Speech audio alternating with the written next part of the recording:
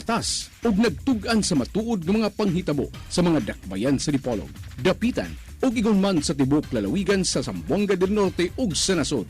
Kapihan sa Dipolog! Sa matag adlaw nga Domingo, alas 9 ngadto sa alas 11 ang takna sa Kabuntagon, live sa Hotel Camilo 1, Dalan General Luna ning dakbayan sa Dipolog. Kapihan sa Dipolog! Maayong buntag, kini ang Kapihan sa Dipolog. Live kita nga madungog sa RMN, DXDR ug IFM ug ingon man sa atong live streaming www.rmndipolog.weebly.com audio. Kauban ni Tax Ilumba, dinhi sa ato ang Sunburst Fried Chicken, ground floor, Camila Hotel 1, ning dakbayan sa Dipolog. Diin kita nag-broadcast live. O dito sa istasyon, si Danny Luod, sa ngalan ni Mr. Richard Villaronte, kini si Edith Pahinti Tumong, ang inyong regular anchor and host sa Kapihan sa Dipolog.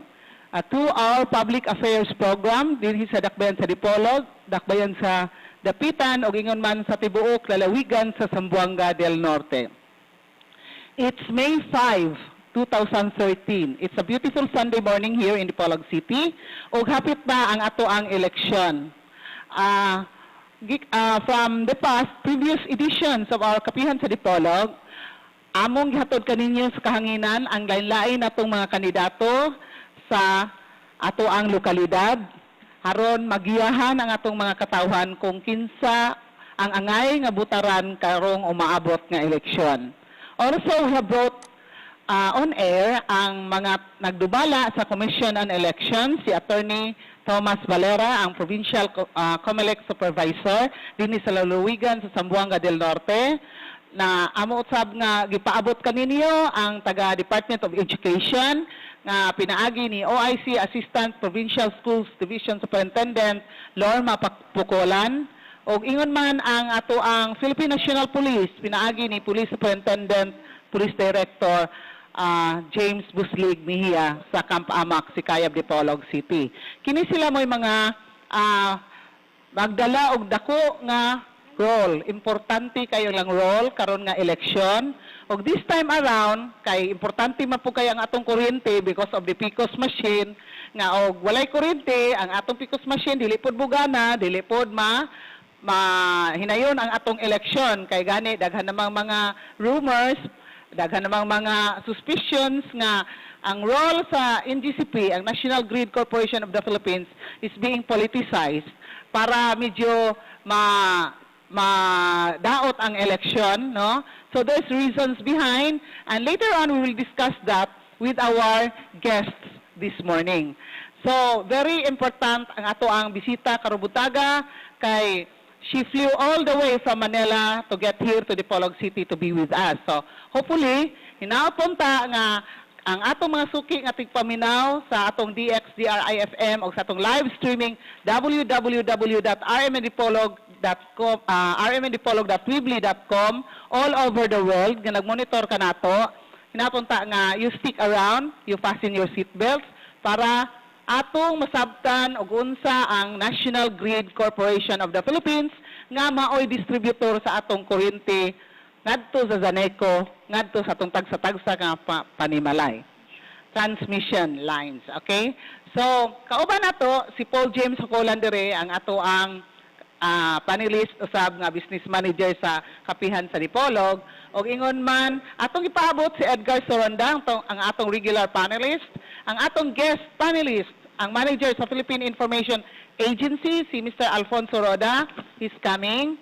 And also, ang atong mga on-leave nga panelist, kay balo ko, gabonitor sila karon kay nag-text sila nga noted, gabi daw, noted yes.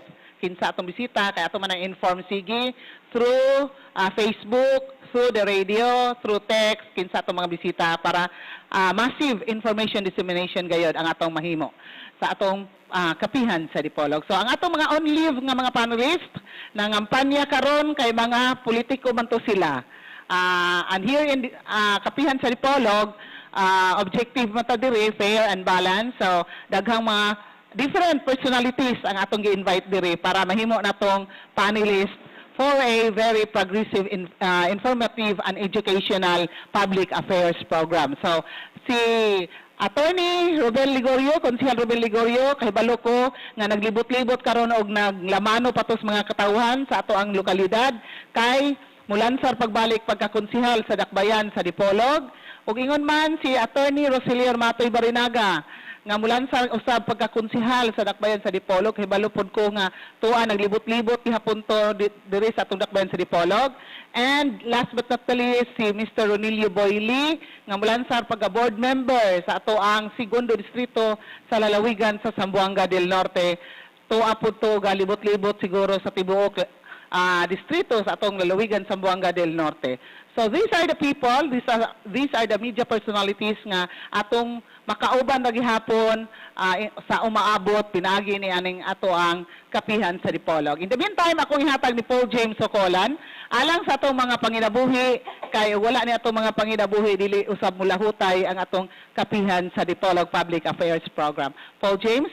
Okay, take it Yodet, away, good please. morning and good morning sa nato mga tigpaminaw, Luzon, Visayas, ug Mindanao and Tibuok Kalibutan nga napaminaw sa itong programa Kapihan sa Dipolog nga nanukad live din sa Sunburst Fried Chicken, ground floor sa Hotel Camila 1, General Street at Dipolog City. So, sa tuwing limited, dili one side sa politika. So, ang ato ang Kapihan sa Dipolog, sponsoran sa both sides. Tayong both sides talang mga partido na nag-sponsor itong programa. Salamat kayo na sa Wilson na nilit at Ferrari Chicken and Hog Bar. Mapalit o gambiya sila mga buhay, mga baboy, manok, bisan unsang kahayupan sa makatarunganon kayo nga presyo. Ang Wilson Elite Ferrari Chicken and Hog Bar, kanimutan din sa may bypass road sa Dipolog City, pangitaalang sa Mr. Raymond Ferrari, ang tagiya o tigdumala sa Wilson Elite Ferrari Chicken and Hog Bar. Ingaman ang Janus Marketing, nagproblema ka alang sa mga problema sa mga diferensya sa inyong mga sakyanan sa pyesa ni ini. May mga tuon ng Janus Marketing, kinialam na sa bisan unsang nga brand sa mga sakyanan sa mga katarunganon kay nga presyo alang sa mga piyesa ni ini. Pangitaalang si Mr. Janus Yu o si Honorable Janus Yu, ang atong ABC President nimutan sa Quezon Avenue, Dipolog City. Kang Honorable City Mayor Evelyn Oy din sa Dakbayan sa Dipolog, daghang salamat madam. Ingon kang former City Mayor sa Dakbayan sa Dipolog, Honorable Roberto Y. Uy. Kang Honorable Agapito Cardino, ang City Mayor sa Dakbayan sa Dapitan, daghang salamat. And also magdaghang salamat ngadto kang Mr. Muhammad Dasan Adjo, ang ato ang paro sa Department of Agrarian Reform sa Isabel ng Dakbayan sa Dipolog. Salamat usab ngadto na kang Honorable Sin Angeles, ang City Vice Mayor sa Dakbayan sa Dipolog. Ingman kang Honorable Kenny Valong, Chairman sa Committee on Labor, Employment, Skills Development and Public Service, siya usab Chairman sa Tourism, Trade, Commerce and Industry, City Councilor sa Dakbayan sa Dipolog, mo kana si Honorable Kenny Valong nga nihatag sa iyang suporta sa programa Kapihan sa Dipolog. Si Third Assistant Floor Leader sa Gulyang Pangungson ng Dakbayan sa Dipolog, si Attorney General Jojo Napigit, City Councilor sa Dakbayan sa Dipolog. Nag-suporta usab sa itong programa si Miss Melody Hamura Tulin, ang dito na sa lungsod sa Salog, sa Zamboanga del Norte, mudagan siya pagkamayon. Inumasab ang Everglass and Construction Supply, dealer sa ng klase sa mga artificial aluminum products. Ang Everglass and Construction Supply, naas kinihimutang sa Comelia Building, Bonifacio Street, corner Calibo, ng Dakbayan sa Dipolog, ipanog iya o gidumala ni Miss Gina Hondanero Daimil, ang manager. Inumasab ang Gloria de Dapitan with Fantasyland and the only Disneyland theme park is Visayas ug Mindanao. Ingman ang Dapitan Aquamarine Park o Dampa. Gipanagihan kini o gidumala ni former Congressman Romeo Nonong Halosos. Kang Provincial Governor Orlando Iebes, salamat kayo Gob sa imong pagsuporta sa programa Kapihan sa Dipolog. Kang former Congressman 2nd District o Dean sa College of Law sa Rizal Memorial State University, Dakbayan sa Dapitan, panelist po siya nato din ng budagan pa ka City Councilor sa Attorney Roselier Matoy Barinaga. And Seafood House, so nag-specialize sa first mouth-watering seafoods, nimutang sa may Barangay Bara, Santa Filomena Highway, ni Dakbayan sa Dipolog, gipanagihan igidumala ni Attorney Clyde Naong. Ang Dipolog Rose Kindergarten School, alang nagdawat nila alang sa inyong mga kabataan, alang sa preschool, nakilimutan sa may Staka, ni Dakbayan sa Dipolog, sa Lapu-Lapu Street, pangitaalang si Ma'am Rosario Manlosa, ang tagiya o tagdumala. Metro Shoppers, na maligya sa nagkadaya mga butang, alang sa imo ang panimalay, personal, opisina, o ka sa imong negosyo sa barato kayo nga presyo, na sa Rizal Avenue, ni Dakbayan sa Dipolog, mo ka na ang Metro Shoppers. Inyong masab ang si past President, si Honorable James Verdogues Iman sa Kasamtangan City Councilor, City Councilor sa Dakbayan sa Dipolog, Chairman sa Committee on Rules and Revision of Ordinances, siya usab Chairman sa Committee on Public Order and Safety, si Honorable James Berdogis, Chairman sab sa Committee of NGO Accreditation ug Past President sa Zamboanga del Norte Press Club nga modagan pagka City Councilor karon nga tuiga pagbalik. Si Mr. Aurelio Boyli, ang panelist sa Kapihan sa Dipolog, Past President sa Zamboanga del Norte Press Club, Senator sa Philippine JCs o former General Manager sa Seneco nga modagan sa board member sa Singan District ng Lalawigan sa Zamboanga del Norte. Si Attorney Peter Co, Past President sa Integrated Bar of the Philippines sa Zamboanga del Norte Chapter, Past President sa Tunggahugpungan sa Zamboanga del Norte Press Club o former City Councilor ng Dakbayan sa Dipolog nga modagan sa pagka City Councilor. Si Honorable Ruben Ligorio ato ang panel usab sa Kapihan sa Dipolog nga on leave karon. Siya ang Chairman sa Committee on Good Government Ethics and Moral Values, panel sa Kapihan sa Dipolog o Past President sa Zamboanga del Norte Press Club, gumikan kay mudagan sa pagbalik pagka City Councilor, on leave siya karon. So sila ang naghatag og suporta sa atong programa Kapihan sa Dipolog. Inyong mabati live din sa Sunburst Fried Chicken alang sa labi na Family Day. Pwede mo din sa Sunburst Fried Chicken sa ground floor Hotel Camila 1, Jolo Street in Nikbayan sa Dipolog. Atong mga tigpaminaw, stay tuned aron matinawan ang ato ang mga problema. May kalabot na sa kutay sa linya sa kuryente. Ang ato ay kauban kawang buntaga ang legal counsel sa NGCP. So mga listeners, Luzon, Visayas, and Mindanao, and sa itong napaminaw sa www.rmndipolog.weebly.com. Morning, Dad. Thank you so much, Paul James, sa atong mga panginabuhi nga nagsuportar kanunay sa ato ang Kapihan sa Dipolog o siguro in the future ang NGCP appeal po nga sponsor sa atong Kapihan sa Dipolog. Okay, thank you so much, ma'am.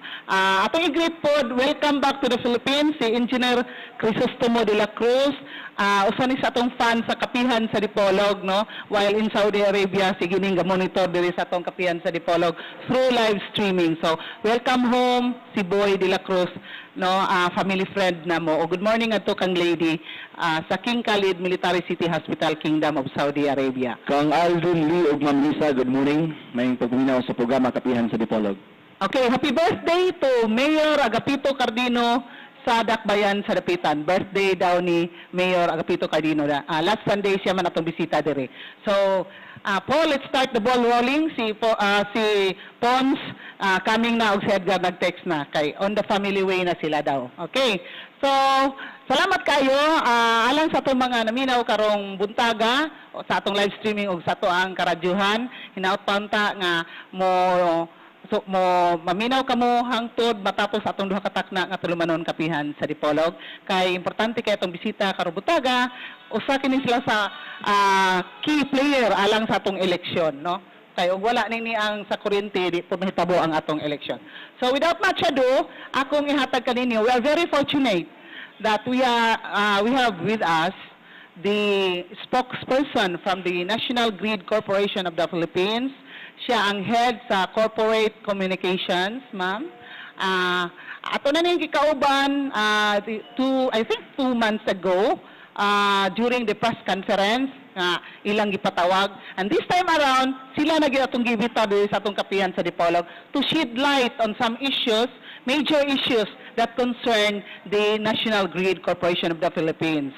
So, atong ipailaila diri, atong gikalipay, nga atong gikauban karong buntaga, ang head sa corporate communications and spokesperson of the National Grid Corporation of the Philippines based in Manila, none other than Attorney Cynthia P. Alabanza. Good morning, ma'am, and welcome to Kapihan sa Dipolog. Good morning sa inyong lahat. I'm very thankful, nagpapasalamat ako na inimbitahan niyo ako dito para makipagtalakayan tayo sa mga issues at concerns na pumapaligid sa power situation sa Mindanao. Okay, thank you so much, ma'am. Ako lang i-describe gamay, Paul, if I may, ang atong bisita. Kay kini atong bisita, maalaan man ni siya nga Miss Universe. Pero Miss Universe ng buhay sa husband niya. And not only beauty, but she has the brains, obviously, because she is a lawyer, no? And heading the as a spokesperson of the NGCP is no mean feat, no? So, Attorney Cynthia, if I may, will you please say something about yourself para mahibawan po sa itong naminaw karon og kinsa ni ato ang bisita, although this is not a beauty pageant, pero ang ngayon po ga masairad sa itong mga bisita, atong mga naminaw karon og kinsa ang atong bisita sa National Grid Corporation of the Philippines. Well, like you mentioned, I am the head of corporate communications and public affairs ng NGCP. At ako po isang abogado. Nag-umpisa po talaga ako. Gusto ko talagang maging abogado because mahilig ho akong makipagdiskusyon. Always trying to find kung ano ba talaga yung katotohanan, sino ba yung mas magandang argumento. Pero sometimes God has other plans for us. I ended up po in corporate communications. At surprisingly po, ang disiplina ng media affairs, public affairs, hindi po nalalayo sa pag-aabogado. Kasi pag nag-aabogado po tayo, ang ating goal, iparating sa huwes o sa mga sa kabilang panig, yung gustong iparating ng kliyente mo. So communication po siya. So pagdating ko po dito sa ganitong trabaho, I've been at this for the last 3 years. Ganun din pala po yung trabaho. It's just really aabot po namin sa mga tao, sa publiko, through our media partners like you, kung ano ba po yung gustong sabihin ng NGCP, gusto pong sabihin, iparating namin yung mga ginagawa namin at yung panig ho namin sa mga issues. Kasi ang NGCP, maski napaka low-key, quote-unquote, ng trabaho ho namin kasi wala ho kaming consumer na kliyente. Ang customer ho namin lahat malalaking industriya at saka mga kooperatiba, mga distribution utilities. Although ganun, medyo malayo po kami sa consumers. At the same time, malapit po kami sa consumers. So it's a double-edged sword, no po? Kasi nga, sa amin dumadaan ang kuryente at ang kuryente po ang pundasyon ng modern living. Kung wala pong kuryente, hindi po maaari yung mga luxuries na ini-enjoy natin ngayon. Yung simple lang, yung ilaw sa bahay. So, although low-key po kami, crucial. So, pag may operations po ang NGCP na may problema o may pinagaganda, affected po kaagad ang mga konsumante. Kaya sa pamamahala ho ni Mr. Henry C. Jr., ang aming current President and CEO, siya po ang nagpalawig ng programa on corporate communications and public affairs. Sabi niya, kailangan natin maging transparent, kailangan nating iparating sa publiko kung ano ba talaga ang NGCP. Doon ho rin ako pumasok nung naging presidente po siya ng NGCP. Lumipat po ako from legal sa corporate communication. So doon po naumpisahan yung talagang pag-ikot namin. Nakailang beses na rin po ako sa Dipolog. I think this is the second.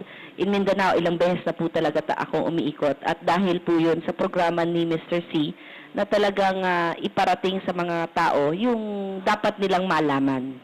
Okay, thank you so much, ma'am.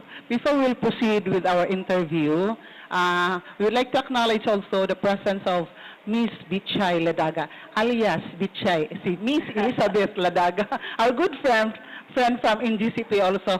Siya ang go-between natin dito sa atong locality, no?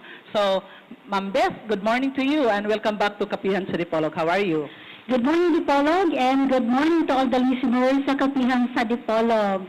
Our pleasure to be here as guest, si Attorney Cynthia P. Alabanza, diri sa programa sa Kapihan sa Dipolog. Ako si Beth Ladaga, ako ang in charge diri sa Dipolog sa pag-inform sa atong mga listeners, sa atong mga tigpaminaw, sa atong mga residente diri sa Dipolog and Zamboanga del Norte, sa Dapitan City, Dipolog City, Zamboanga del Norte. Kung unsay mga importante nga mga mensahe nga ipaabot sa NGCP, sa atong mga residents, sa general public diri sa lugar sa Dipolog City and Dapitan. So our pleasure to inform you through our corporate spokesperson, si Attorney Cynthia P. Alabanza. Kung ano naman may mga local concerns, local pangutana, you may course through it, you may ask through me you have my number. Later on, i-announce na mo ito ni Ma'am Edes sa iyang program. Unsaon mo pag-contact sa NGCP, no? Aron magpahibalo mo unsay mga, saan na mo pagpahibalo sa inyo ha, sa mga importante nga mga messages from NGCP, especially on scheduled and unscheduled power interruptions. Thank you, Ma'am Edith, for inviting NGCP in your program. Thank you so much, Ma'am Beth. Always beautiful. Okay. So, ato ko acknowledge dire si Mr. Alfonso Roda, ang atong manager sa Philippine Information Agency dire sa atong lalawigan sa Zamboanga del Norte. Atong guest panelist sa Kapihan sa Dipolog. Good morning, Pons, and welcome back to Kapihan sa Dipolog. How are you today, Mr. Yellowbird? Walay apel ng color sa kuandet, ha? Yeah, Ato that's lang true. karon. Objective. Alangan naman po kibasura natin atong yilong ng mga sundalo. Correct. Okay, maimbuntag sa itong mga suking tigpaminaw sa Kapihan sa Dipolog. Gayon man ang atong bisita gyud karong buntaga. Nga at least makahatag siguro katinawan o mga assurance may karabutan na lagi. Ang pinaka-issue gani is kuryente panahon sa eleksyon. Okay. Atong pagtimbaya kang attorney Cindy Alabansang atong sa NGCP o usab kang Elizabeth Ladaga ang atong go-between sa mga konsumante sa kuryente o sa NGCP. Nga usahay ka ganing NGCP balit pasangin lang gyud ang way kuryente. Nga igo ra man sila mag-transmit. Amon ang ato mo na atong karong buntaga atong ihanyong atong mga suking tigpaminaw nga unta inyong paminawon ang sa mga pagpatinaw o pahayag sa itong mga representante sa NGCP aron ka mag-aangkon og kalinaw sa pangunauna sa maabot nga pilihan nga kanunay nagyingon nga dakong papel kay kuno inikawala sa kuryente daghan ang milagro. Correct. Thank you so much, Pons. Doon na yung mga text messages na daan, ma'am. You may answer the questions later, no? So, daghan na kayong nag-monitor na to. Kay first time ni in the history of the media here in the locality nga maka-invite kita big shot coming from Manila. Not only a big shot kay she's young, she's beautiful like a model, dayon beauty and brains man, no? So walang sipsipan dito, ma'am. I'm just telling the truth. and also she said a while ago na communication wise from being a lawyer, tabok siya sa communications. Siguro, one thing is common, being a lawyer and being in the media, it's being talkative. Yes. Okay? So you admit being a talkative woman also, person. Conversant. Okay, thank you, Betchay.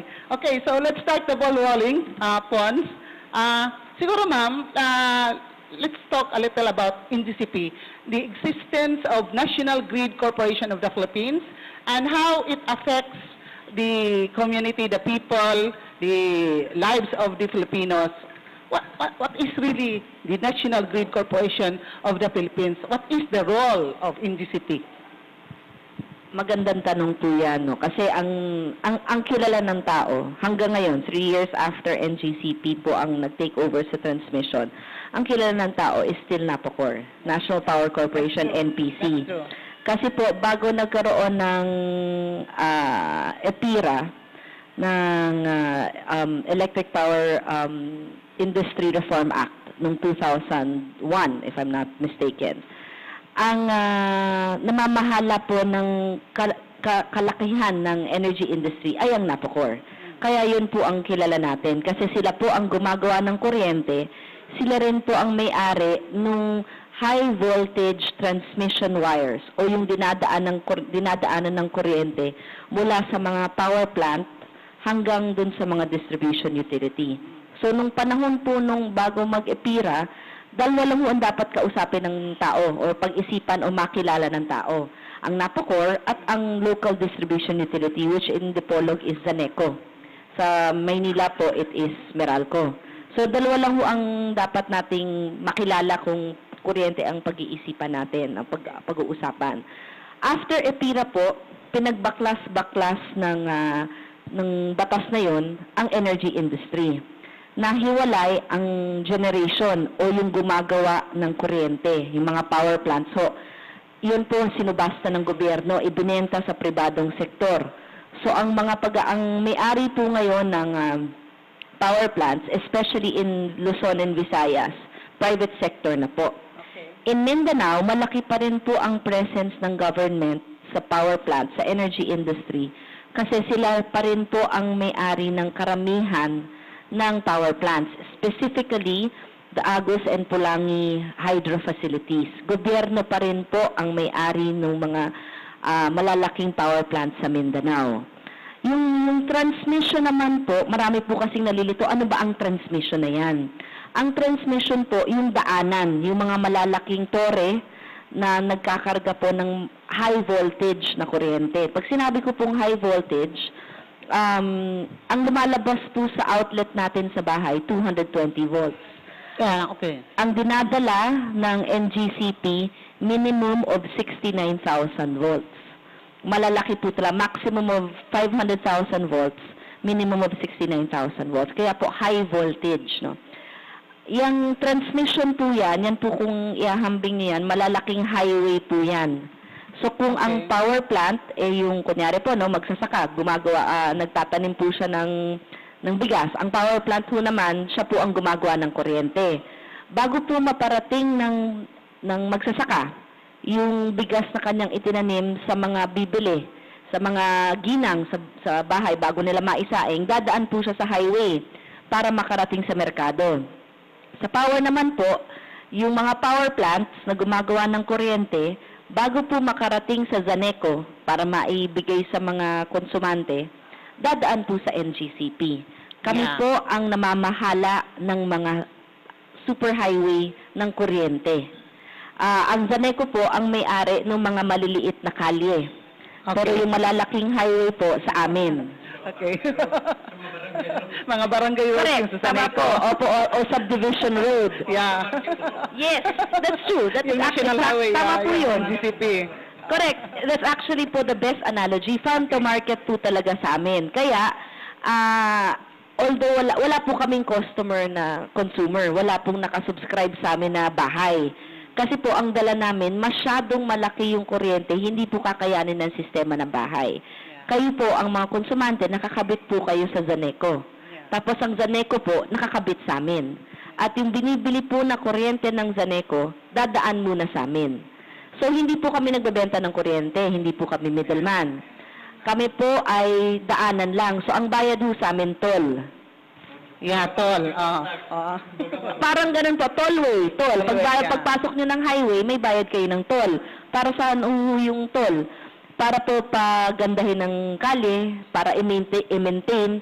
Kung i-extend po yung national highway, doon kukunin sa toll. Ganun rin ho yung sa amin.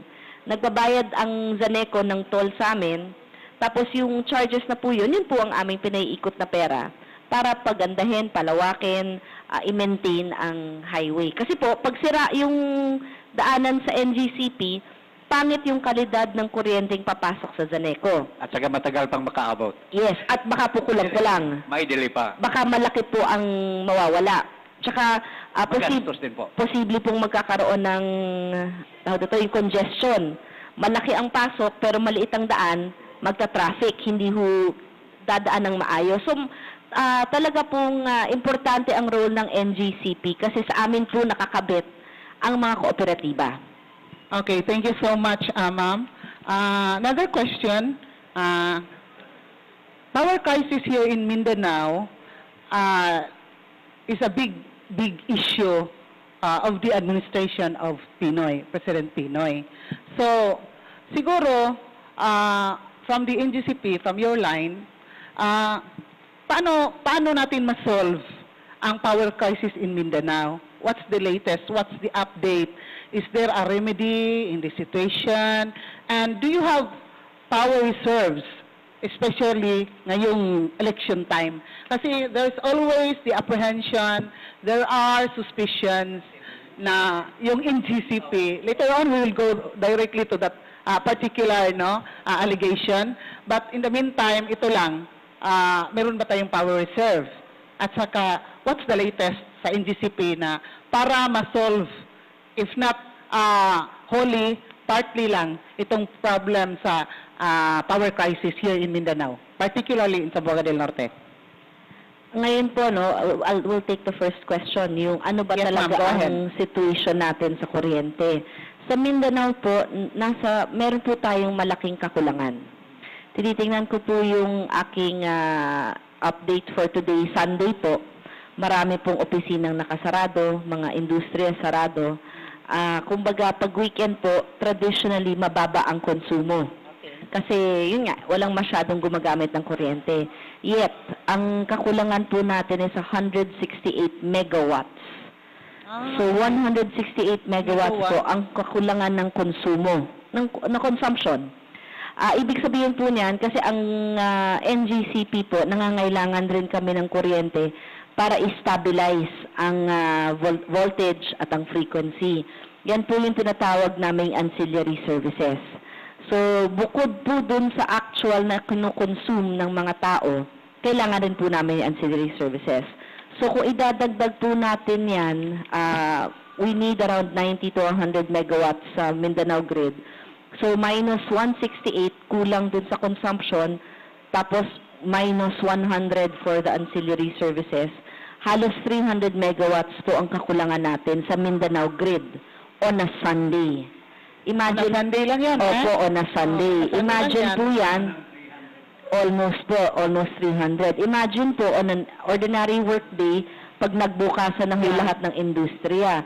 So, yun po ang nagiging problema ng Mindanao ho ngayon is yung negosyo po. Marami pong negosyong napeperwisyo dahil kulang ang kuryente, hindi nila mapatakbo yung kanilang pinagkukuhanan yung kanilang hanap buhay. So, yun po ang sitwasyon natin. Paano po tayo nakarating dyan? Ang konsumo po ng kuryente natin in any country, in any grid, Luzon, Visayas, Mindanao, all over the world po, hindi po yan pirme. Taon-taon ho, lumalaki. Bakit po lumalaki? Dumadami ang tao. Ibig sabihin, dumadami ang bahay. Ibig sabihin ho, kailangan magtayo ng panibagong negosyo para may trabaho yung mga tao. Kailangan magtayo ng bagong mall, mga commercial establishments para may pupuntahan ho sila, libangan nila, kainan, etc., etc., etc. So, yung growth po, yung paglaki ng konsumo, constant po yan.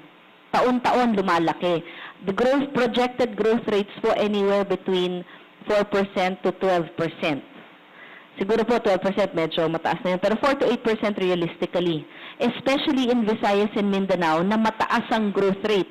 Kasi po dito sa Mindanao, especially, ang daming hong resources, ang daming pagkakataon, opportunity para gumawa ng, for economic progress. Para yung talagang pagandahin ho ang ekonomiya, marami pong business opportunities in Mindanao. So the growth rate po is higher than that of Luzon. Pero ang problema po, ang kuryente, hindi po yan madaling gawin. Hindi po lang basta-basta na pag dinesisyonan ko, magtatayo ako ng 600 megawatt power plant within 1 year. Yeah. Pwede na, hindi ho. Meron tayong gestation period o panahong hinihintay bago makapag-online ng isang power plant of 3 to 5 years. Was this not anticipated before? Actually po, no, napaka-complicated po niyang issue kung bakit tayo nakarating sa ganitong sitwasyon.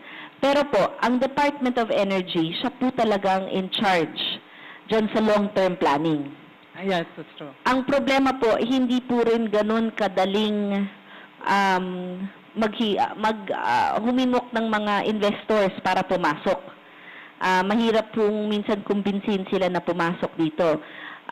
Marami pong dahilan, peace and order, yung low rates po na ini-enjoy natin, lahat po yan nagiging posibleng deterrent sa pagpasok.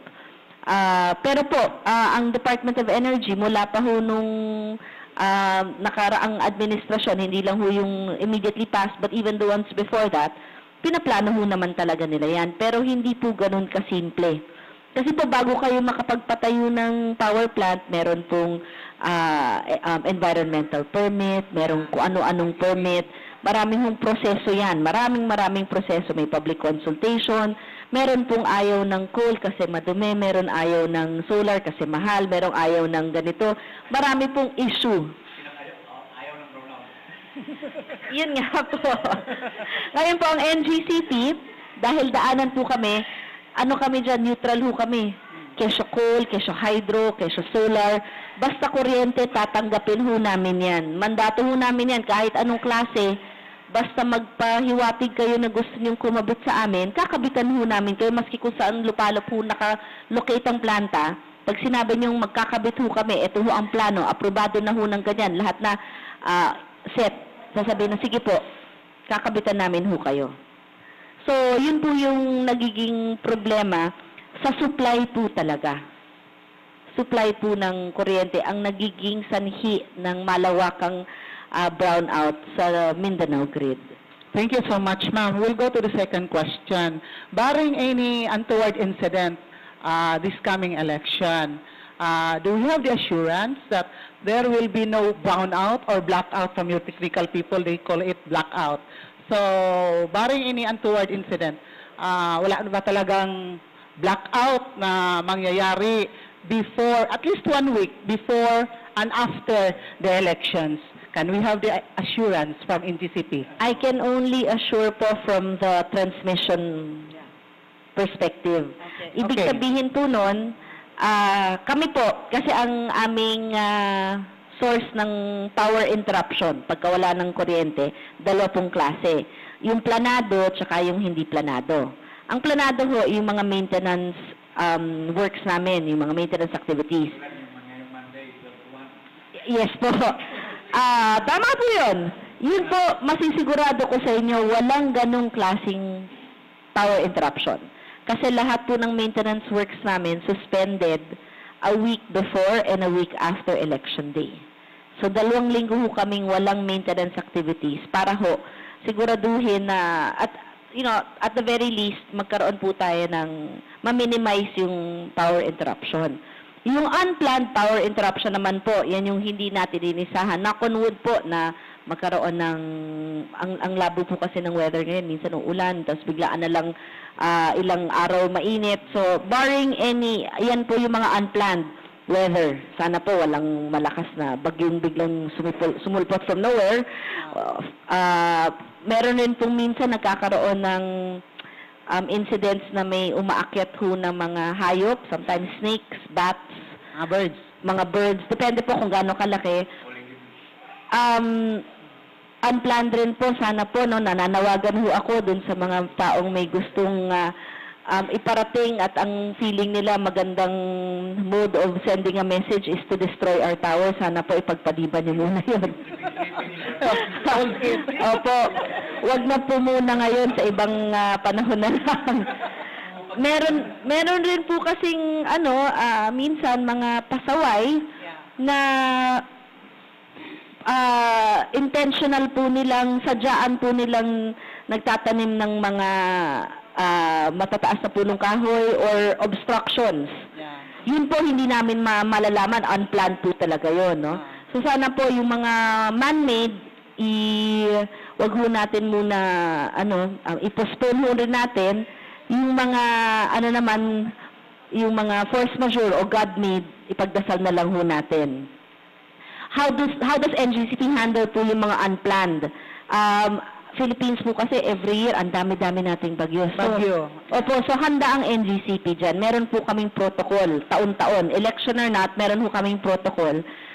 Merong sistema na pag merong apektado ng unplanned power interruption, meron po kaming contingency measures. Normally po, na-activate yan preparatory sa March, tapos yung talagang action na mga June, July, pag nag-umpisa ang ulan. Pero ngayon ho, for elections, naka-activate na rin po yung contingency measures na yan. So, yung mga tao namin ho, naka-ready na, yung mga equipment, mga linemen, yung mga additional people na tatawagan ho namin, kagaya ho nung ginawa namin sa Katiil, nung nakaraang Typhoon Pablo, yung contingency measures ng NGCP for unplanned outages, in place na po yan. That's on the transmission side po. Yung sa generation side po, ang Department of Energy po ang nangunguna dyan. Yung sa supply side po. Okay, thank you so much, ma'am, for the enlightenment, no? Hinapunta nga, nakasabot atong naminaw karon. Let's go to the most important issue of the day, no?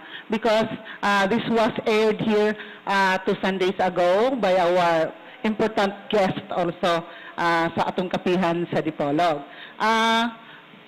There is a comment. Would you like to comment on the allegation that the power interruptions here in Mindanao, medyo intentional daw ito, to give way for the Liberal Party bets of President Noynoy Aquino to win landslide this coming election.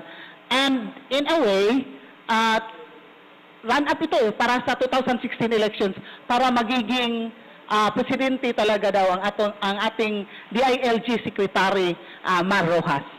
So is there any truth to this allegation? Will you please enlighten us, because this was aired on air by a top official of our province 2 Sundays ago dito sa Kapihan sa Dipolog. On the part of NGCP po, no, and I can only speak for NGCP. Sa Yes, NGCP po, hindi po kami kasama sa mga political activities po. Pribado po kaming kumpanya. Nagpapatakbo kami ng isang public utility, pinapatakbo po namin yung facilities ng gobyerno, pero kami po, pribado po kami. Ulitin ko po, ang aming boss, ang President and CEO of NGCP ngayon, si Mr. Henry C. Jr., isa pong napakagaling na negosyante. Ang endgame po niya talaga, magkaroon ng isang negosyo na maganda, profitable of course, at ang facilities ho, yung talagang first class. Kasi hindi naman po siya napakalaking negosyante po na to, hindi siya pipitsugin na negosyante, no? Yeah, Henry that's C. true. Jr. po, hindi po siya papayag na magpagamit. Kasi po ang pamilya C, pagtapos ho ng administration na to, nandyan pa rin sila. Pagkatapos ng susunod na administration, nandyan pa rin po sila. Ano po? Yes. But the businessmen, the big ones, nandito pa rin po sila. At ang interest po nila spans several administration. And ang interest nila, kumbaga long term. Hindi po sila magpapagamit ng ganun-ganun lang. Pangalawa po, ang negosyo po namin, yung diniscuss po natin kanina, highway po kami. Toll ang sinisingin namin. Kung wala pong dadaang kuryente, hindi po kami magkakapag-charge. So kung iipitin ho namin ang kuryente artificially, para ba ho namin sinakpan ang sarili namin? Hindi po, kasi po, sasabihin ng iba, Apektadong generation, kumbaga ba? Ang revenue ng kumpanya. NGCP po, opo. Kasi, halimbawa po, may sabi, hindi, kaya nyo iniipit yan para ang mga tao willing magbayad ng mataas. Hindi po kami nagbebenta ng kuryente. So, hindi po kami affected hindi po kami apektado ng pagtaas o pagbaba ng presyo ng kuryente mismo. Apektado ho kami sa pagdaan ng supply. Pag wala pong dumadaan ng supply, wala ring babayarang toll. So wala pong dahilan para ipitin ho namin ng kuryente kasi kami rin ho ang masasaktan doon pag inipit namin ng supply. Okay, thank you so much, ma'am. So you are saying, I will just clear this sa ating mga nakikinig ngayon na you don't involve in politics because politicians come and go while NGCP is here to stay. Tama po yun. Our franchise... To provide power service. Yes po, service. Public service talaga po. Ang prangkisa ho namin 50 years. Okay. Ngayon po, personally, naniniwala ho ako na baka misunderstanding lang po on anybody's part. Baka hindi lang po nila masyadong nauunawaan yung sitwasyon. At ang NGCP po naman bukas para makipagtalakayan kahit kaninong grupo, political or otherwise, kagaya ho nitong kapihan, no? Yeah, thank you, ma'am, for coming. Huling po talaga kaming magpaliwanag sa mga tao. Kasi naiintindihan ho namin na napaka-complicated, komplikado talaga ho ang energy industry at hindi siya madaling maunawaan ng buong buo. Ako ho, ilang taon na rin ho ako nandito, hindi ko pa rin ho matawag ang sarili kong eksperto. Kasi mababaw pa ho ang aking pagkakaintindi sa energy industry. Kailangan ko pa rin magtanong ho sa mga inhinyero namin. Kailangan ko pa rin magkonsulta. So we are very willing po, open po kami sa kahit sinong gustong makipag-ugnayan ho sa amin para malaman talaga ho yung situation ng kuryente dito sa Mindanao. I personally po believe, naniniwala po ako na lahat po ng political leaders natin, isa lang naman ho ang gusto nila, ang public service, magpakapaglingkod sa ating mga kababayan. Siguro lang ho, iba lang ang paraan at medyo siguro po kami naman po ay bukas sa pag-uusap. Okay, thank you so much, ma'am. We will go to commercial tax. Dani, nag-monitor ka karon. Commercial tax because our guest will leave at 10:30 in the morning because she will fly back to Manila. Kinira ba yung kapihan sa Dipolog, may ari-ari niya dito sa Dipolog. And we thank you so much, ma'am, nga imo jud ming giari sa kapihan sa Dipolog to shed light on major issues concerning in GCP. From the bottom of our hearts, thank you so much. So, tax, siguro, commercial sa takay, para daghan kayong issues, gadali tayo nga ma-discuss yun ni tanan, ha? Kay para sulit talaga ang pag-ari din ni Attorney Cynthia Alabanza. Danny, take it away, please. Radyo mo nationwide. Sa hirap ng buhay, paano hahanap ang buhay? Basta may hanap buhay. Hanep, buhay sa handicraft. Kay Mrs. Hanep Buhay. Hanep, buhay sa konstruksyon. Kay Mrs. Hanep Buhay. Hanep, buhay sa pagpaplika. Kay Mrs. Hanep Buhay. Hahanep na ang buhay. Kay Mrs. Villar. Mrs. Cynthia Villar for Senator. Political advertisement paid for Cynthia Villar, Masibay Street, BFRV, Las Piñas City. Political advertisement paid by Jane Inte, Aurelio Street, BFRV, Las Piñas City. Swak sa lakas ang Baracobul. Swak sa sarap ang Baracobul. Mag Baracobul Energy Cola. May natural energy extenders na tongkat ali at D-ribose para sa tamang-tamang lakas na tumatagal. Low calorie at low sugar pa. Lakas Baracobul Energy Cola. Tamang-tama, swak pa ang lasa. Baracobul Energy Cola. Swak sa lakas, swak sa sarap. Also available in lemon lime and classic flavors. Sa hirap ng buhay, paano hahanap ang buhay? Basta may hanap buhay. Hanep, buhay sa handicraft. Kay Mrs. Hanep Buhay. Hanep, buhay sa konstruksyon. Kay Mrs. Hanep Buhay. Hanep, buhay sa pagpaplika. Kay Mrs. Hanep Buhay. Hahanep na ang buhay. Kay Mrs. Villar. Mrs. Cynthia Villar for Senator. Political advertisement paid for Cynthia Villar, Masibay Street, BFRV, Las Piñas City. Political advertisement paid by Jane Inte, Aurelio Street, BFRV, Las Piñas City. Swak sa lakas ang Baracobul. Swak sa sarap ang Baracobul. Mag Baracobul Energy Cola. May natural energy extenders na tongkat ali at D-ribose para sa tamang-tamang lakas na tumatagal. Low calorie at low sugar pa. Lakas Baracobul Energy Cola. Tamang-tama, swak pa ang lasa. Baracobul Energy Cola. Swak sa lakas, swak sa sarap. Also available in lemon lime and classic flavors. Mahal naming mga tagapakinig dito sa Dipolog. Noon pa man, kayo na ang naging inspirasyon namin. Inspirasyon para maging katangi-tanging istasyon na inyong masasandalan sa mga oras ng pangangailangan. Ang umaumagang pagbabalita namin sa inyo, ang pagkokomentaryo sa mga isyong apektado kayo, ang pag-aksyon agad sa mga problemang buhat nyo, at ang pagdadrama na MN Radyo mo nationwide. Tatak RMN Radyo mo nationwide. RMN Luzon, Visayas, Mindanao. RMN Radyo mo nationwide.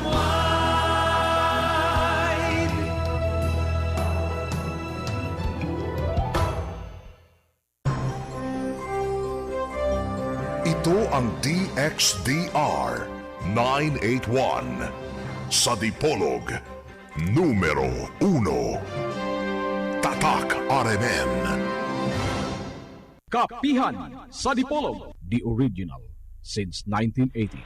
Okay, daghang kayong salamat Tax, Dani, dito sa istasyon. Balik kita sa ato ang duha ka takna nga tulumanon ang kapihan sa Dipolog, Public Affairs Program, live kita nga madungog sa RMN XDR, ug IFM, ug ingon man alang sa atong live streaming www.rmndipolog.weebly.com.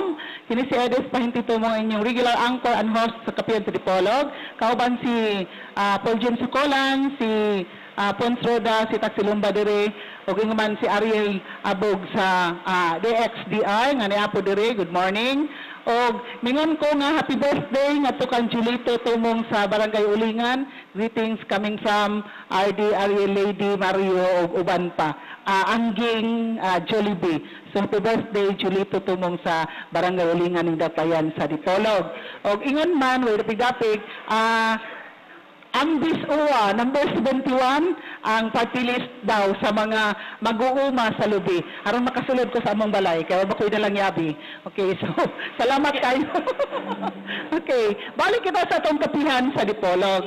Naata dire pangutana, ato ning giresor na sa ato ang bisita, nagbinugtong na tong bisita, nga si Attorney Cynthia P. Alabanza, ang atong head sa Corporate Communications and spokesperson sa National Grid Corporation of the Philippines nga niari gyud sa atong dakben sa Dipolog para sa atong kapihan sa Dipolog exclusive interview. Mahutana kita ma'am sa gitext ganina from our radio listener. Obviously, he knows about electricity and other power issues, no? So, nangutana siya, nabay low voltage nga nanghitabo sa Siayan, Leon Postigo o Sindangan. Unsay ikatabang niini sa National Grid Corporation of the Philippines. Kining low voltage nga nanghitabo karon sa Siayan, Leon Postigo o Sindangan municipalities dinhi sa lalawigan sa Zamboanga del Norte. Yes, basig nakalimot ka nga, dili biya Bisaya ng atong bisita. Yeah, but I already briefed her during our commercial. I see. So, ako mo ko din i-Bisaya, nangin man ko niya nga, Bisaya po na to every now and then, para for the sake of our listeners, okay, ba, no? And she knows about it. So, ma'am, go ahead with your comments. Yung sa low voltage po, no, ang NGCP po kasi may mandato kaming i-maintain ang voltage within a level po na sinet po ng ERC. Medyo po technical po yung explanation yan, pero bawat linya po meron siyang capacity. Meron po, kailangan po namin i-maintain yung voltahe nung linya na yan within 5% above or 5% below yung capacity po ng linya. So meron po kaming standard na sinusunod. Minsan po talaga nagkakaproblema. Pero in this particular case po, ayon po sa aming area control center dito po sa Zamboanga, wala hong low voltage na nangyayari from NGCP. So, aminin ko po, may panahon ho talaga, like any technical business po, kahit anong negosyo na merong medyo technology ng konti, minsan ho magkakaproblema kami. Pero thankfully po, especially no, in the last few years, dahil po nag-take over ang NGCP, marami ho kaming ini-install na mga equipment para po ma-maintain ang voltage. Kagaya po ng mga capacitor, mga proyekto ho namin yan, hindi lang sa Mindanao, all over the country. Medyo maganda ho ang performance ng NGCP sa voltahe. Kinonfirm ko rin ho ngayon lang, no, through Ms. Beth Ladaga, na wala po tayong problema sa voltahe sa Zamboanga Peninsula po. So, ang technical problem po, hindi po sa NGCP nanggagaling. Okay, thank you so much, ma'am. I hope that answers the question from our listeners this morning. Another question, ma'am. You may or you may not answer this question, but I have to ask this question because it's coming from our listener. So, nakalagay dito, how much, if ever, mayroong utang ang Zaneco sa NGCP? Kung may utang man ang Zaneco, Zamboanga del Norte Electric Cooperative, the NGCP, how much is that? And anong mga conditions if meron? pagpaumanhin ho nyo, pero hindi ko po masasagot yung tanong na yan kasi yan po ay medyo confidential between NGCP and Zaneco. Kontrata po kasi yan at pero I can say truthfully po na wala po kaming advice tungkol sa Zaneco at least on this problem. Kasi po yung financial po, no, yung mga usaping pera, confidential po yan between NGCP tsaka ang customer niya. Ang customer niya talaga ay ang Zaneco. So, pasensya na po at hindi ko po I will have to decline. Hindi ko po masasagot yung tanong. Follow up lang, ma'am. Kunti lang, even though you declined to answer the question, but basically, lahat ng mga local cooperatives, meron talagang utang sa NGCP, if I'm right? May binabayaran po. Like any, halimbawa po, no, ang analogy po niyan tayo, mga consumer, marami tayong bills. Okay. Mga electric bill, water bill, kung meron ho kayong internet, yung internet bill, kung may cable, yung cable bill. Lahat ho tayo may binabayaran. Meron pong minsan na delay, minsan current naman po siya parate. So kami, ang mga customer ho namin, binabayaran nila yung transmission service charges namin. Like any business po, meron kaming mga customer na regular, na walang mintis, nagbabayad, current ho ang account niya. Meron naman ho talagang rin na minsan nahuhuli. Pero ho, explain ho natin kung anong effect, halimbawa, kunyari po, no, theoretical, merong isang cooperative na hindi makabayad. Dalawa ho ang posibleng hindi mabayaran ng kooperatiba, yung transmission charges at yung generation charges. Pag meron hong kooperatiba na talagang malaking-malaki na ang utang, pwede pong mag-request ang generator, yung mga power plant, ng disconnection.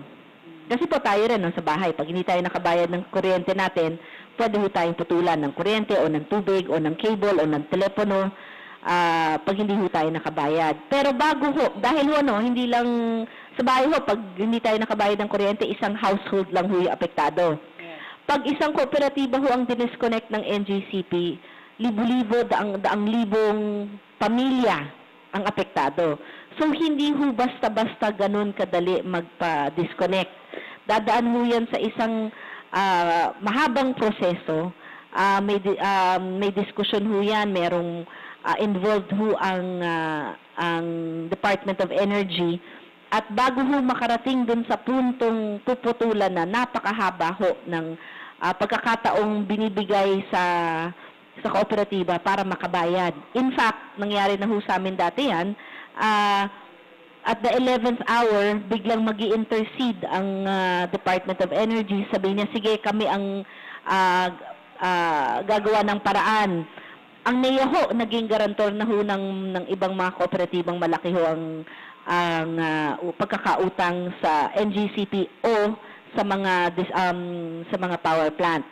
So, ang gusto ko lang ho iparating na sa mga tagapakinig nyo, bago ho naman putulan ang isang kooperatiba, napakahabang proseso ho niyan.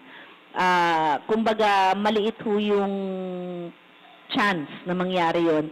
Pwera na lang ho, siguro kung talagang hindi magbabayad ang isang kooperatiba. Pero as long as sa cooperative po is able to make payment, maski po partial lang, hindi po kabuuan, mahaba ho yung pagkakataong ibinibigay sa kanila para magkaroon ng settlement. So, in the case of Zaneco, wala pang nangyayari na ganun? Wala po akong, kasi pag ganun ho, pag meron ng ganung klaseng proseso, ordinarily po nalalaman ko na. Pero pag wala pa po akong narinig sa Zaneco. Okay, thank you so much. I hope yung nag-ask ng question natin through text sa ating mga listener, na liwanagan siya about the issue. No? So, we'll move on. Pons, do you have a question? Go ahead. So, ma'am, basically, walang time frame o timetable na na-set ang NGCP kung kailan dapat ma-disconnect ang power service ng isang o papunta sa isang kooperatiba. Wala po kasi normally may negotiation po yan, no? Kasi sasabihin, sige, ang kaya naming bayaran ganito. So, tatanong ho namin kung utang ho sa power plant, tatanungin namin sa tatanungin ho nung Department of Energy, may proseso po kasi sila, acceptable ba? So may negotiation period po. And hanggat maaari ho, ina-avoid natin yun. Kasi nga ho, hindi lang daang libo pa po minsan ang apektado. Depende po sa kung gaano kalaki yung kooperatiba. At ina-avoid po talaga natin yun at all cost. Since pumasok yung NGCP sa transmission service ng ating kuryente, never pa po na nangyari mayroong na-disconnect na Meron na pong na-disconnect, pero dumaan ho yun sa mahabang proseso. Meron po kasing in-issue ang Department of Energy na protocol, mga rules, procedures na sinusunod. At yun naman po talaga sinisigurado ng NGCP na sinusunod niya to the last letter yung prosesong yun. Kasi nga, napaka mabigat yung consequence ho nun. Especially since minsan ho, hindi ho pagkakautang sa NGCP ang dahilan ng pagputol. Madalas ho ang dahilan dahil may utang sa supplier, sa generator. Pero pwede ho maputulan for either yung transmission o sa generation. Posible pong dahilan yung dalawang yun. Okay, thank you so much, Ma'am Cynthia. Tons? Okay. I'm just curious, ma'am, for the information also of our listeners and the public, how do you protect your transmission installations, transmission lines in this part of the country? Because as you said earlier, yung force majeure, yung mga pasaway, and we know for a fact na maraming talaga mga bad elements somewhere in Lanao del Norte, Lanao del Sur, Guindanao, God forbid, wala dito sa Buanga del Norte. At saka yung mga dinadaanan, yung highway nila, Yan yung highway nila. nasa kagubatan, halos dumadaan. Yun ang mga area na kung magkakaproblema, mahihirapan din ng mga linemen natin. Yeah. So, kasi nangyari na noon, di ba? Yes, absolutely. Tama, eksakto po yung sinabi nyo, no? Ang NGCP po, perspective lang. Nagpapatakbo ho kami ng 20,000, halos 20,000 circuit kilometers of transmission lines all over the country. Imposible pong makapagstasyon kami ng gwardya sa lahat ng mga facilities namin. Kung gagawin ho namin yun, grabe ho ang singil. Kasi cost po yun, no? So, hindi po namin magagawa yun. Ang ginagawa ho namin, humihingi ho kami ng tulong. Aminin ho namin, humihingi talaga ho kami ng tulong. Humihingi ho kami ng tulong sa armed forces natin, sa AFP, sa PNP. Meron po kaming mga memorandum of agreement, of understanding. Sa bayan mismo.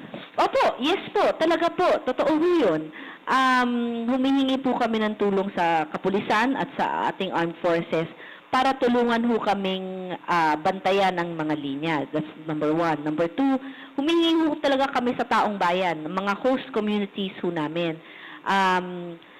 Nagkakaroon ho kami ng information campaign, nagkakaroon ho kami ng konting CSR para kumbaga mahikayat silang tulungan kami at tutulungan din ho namin sila. So we go down to the host communities and in-educate ho namin sila at binibigyan ho namin sila ng impormasyon kung ano ang dapat at di dapat gawin sa mga lugar na dinadaanan ng mga linya namin. Pangatlo ho, humingi rin ho kami ng tulong sa mga LGUs. Kasi po talaga sa lawak ng dapat naming bantayan, hindi ho talaga kaya ng NGCP mag-isa. Tama rin ho yung obserbasyon nyo na yung mga dinadaanan ho kasi ng aming mga linya, minsan sa bulubundukin, sa gitna na ng kagubatan. Highway sa bundok. Opo, totoo po yun. At yan po ang actually ang challenge ho ng NGCP kasi sa haba ho ng linyang yan, we can only, nai-isolate ho namin, kumbaga, nadidetermine ho namin yung portion ng linya to a certain extent. At some point po, kailangan ho namin magpalabas ng mga tao para lakarin ang mga linya at i-inspect, physically inspect kung saan po yung mga lugar na nagkakaproblema. So, in particular po, sa Baloi area, malaki ho ang problema ho namin yun.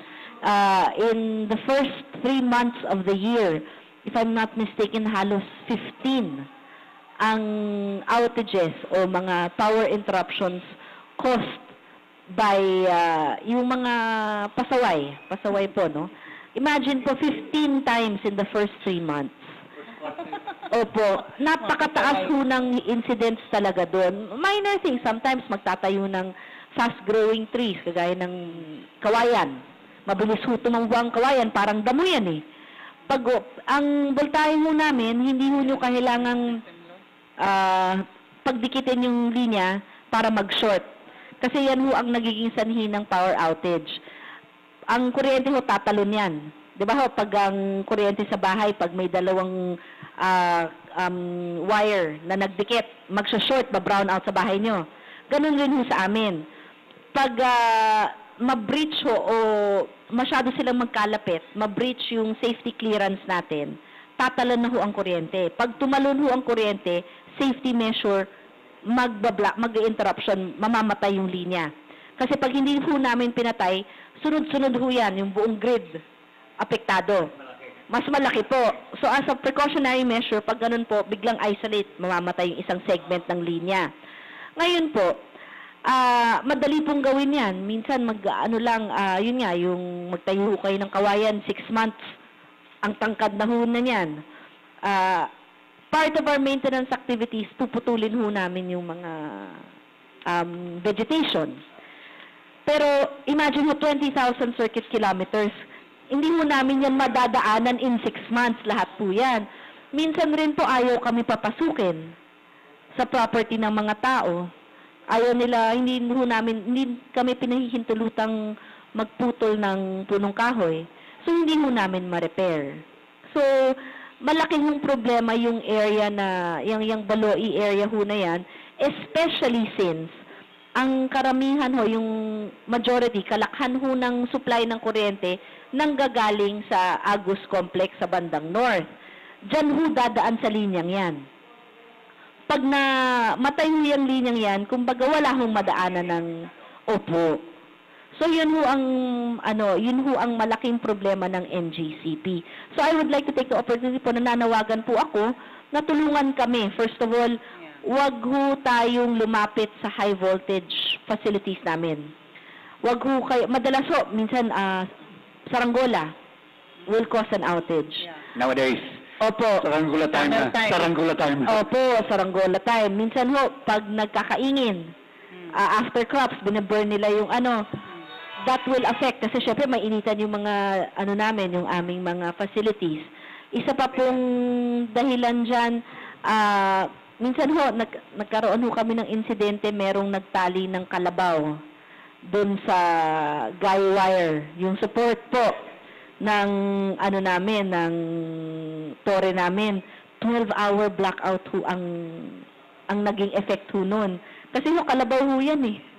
Hindi ba ho siya beast of burden? Talaga po siyang napakalakas na hayop. So, nasira ho yung isang support nung isang tore namin. Minsan ho, meron ho talagang mga magsasaka pa, nakakaperwisyo daw sa pag-aararo nila yung mga guy wire ho namin, yung mga support. Tinatanggal ho nila yun. So, na-weaken ho yung structure na po yun. And we have to go and repair. So, minor things po yun. Sana po na meron po tayong safety protocol pagdating sa mga high tension. Bukod sa na papanganib po siya. Like I said, 69,000 volts.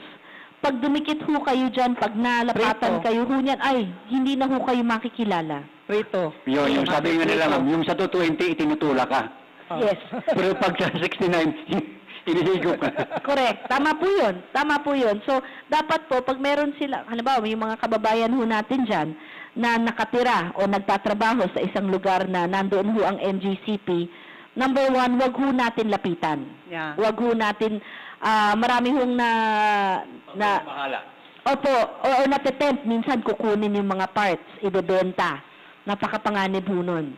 So number 2 ho, nananawagan ho ako dun sa mga naninirahan malapit sa mga facilities namin. Pag meron ho kayong nakitang aberya, o di kaya merong suspicious na gumagalaw, o di kaya naman ho, nakikita niyong malapit na bumagsak yung tore o may sira na siya, ipaalam niyo ho sa amin. Kung hindi ho kami ma-reach sa local station namin, padaan niyo ho sa mga media partners, kagaya niyo ho, no? Okay. At tayo naman ho, madalas tayo mag-usap with Miss Beth. Mapaparating sa amin. So, kaya ho, importante rin ho yung media partners natin kasi kayo ho ang aming tenga at mata sa mga, at ang aming bridge to the public. So, maganda hong i-report ho nila directly through NGCP or through any of our media partners yung mga suspicious moves o di kaya naman po yung palagay nila mapanganib na sitwasyon tungkol sa ating mga transmission facilities. Okay, thank you so much, ma'am. There's another question, with your permission, from our listener. It said, how much is the NGCP charging Zaneco for basic services and other charges? How much are you charging Zaneco for basic services and other charges? Pasensya na po, no? Wala yung information sa akin. Pero yan po ay public knowledge. Nasa website ho namin yan. Ang singil po kasi ng NGCP, isang rate sa Luzon, isang rate sa Visayas, isang rate sa Mindanao. Hindi po yan kada kilometro. Basta isang flat rate ho sa amin. What makes it vary, ma'am? Yung iba-ibang rate? Facilities po, yung mga equipment na kailangan, maintenance, yung kumbaga mga cost, iba-iba ho yan. Kumbaga, contradictory factors sa... Yes, opo. Ngayon po, sa NGCP, since we're going into rates po, no, ang singil namin sa kooperatiba, kilowatt month. Ang singil ng kooperatiba sa taong bayan, kilowatt hour. Okay. So, kaya po... Wholesale and retail. Yeah. Tama po. Tama rin po. Kilowatt, ano yun? Kilowatt month. Okay. And then Zaneco to Kilowatt hour. consumers, kilowatt hour. Kilowatt Okay, hour. ma'am. Kaya po mahirap minsan i-explain, no? Pag sinabi kong 300 or 250 per kilowatt month, isipin na taon, mahal naman ng rate. Pero ang effective rate po, pagkatapos i-translate ng kooperatiba o ng distribution utility, roughly 1 peso per kilowatt hour. Pero ang nagko-compute po nun, ang nagta-translate from kilowatt month to kilowatt hour is the distribution utility or cooperative. Nag-iba-iba po yung rate rin yan kasi depende rin po sa laki ng konsumo ng cooperative, depende rin po sa dami ng mga subscriber o mga customer ng kooperatiba. So, mas maganda ho makakarating kung makakasagot ho ng transmission charges na ipinapasa sa consumer, Zaneco po talaga. Kasi iba-iba po ang kanilang computation. Hindi po pantay-pantayan. So, ang binabayaran po ng Zaneco sa NGCP, same rate sa binabayaran ng Sepalco, na pareho rin ho ang rate na binabayaran sa Davao Light and Power. So, lahat po sila pareho kasi nasa Mindanao grid po sila. Pero, ang komputasyon po ng Sepalco, iba sa magiging komputasyon ng Zaneco. At iba rin po sa magiging computation ng DLPC. Bakit po? Kasi iba po yung sistema nila. Meron po silang mga equipment na wala dito, meron doon. So, iba-iba po talaga. Pero kami, isa lang ho ang charge namin sa kanila. Isa pa pong gusto kong ipaliwanag, no? Sa NGCP po, ang inaprubahan ng ERC na rate is a decreasing rate over 5 years. So yung sinisingil namin sa Zaneco, from 2011 to 2015, kada taon bumababa po yan. Dahil po sa pag-uutos ng ERC. Sila po ang nag-design yan. Paano mo kikita ang NGCP? Tanong ng mga tao, sino ba nang papasok sa paluging negosyo?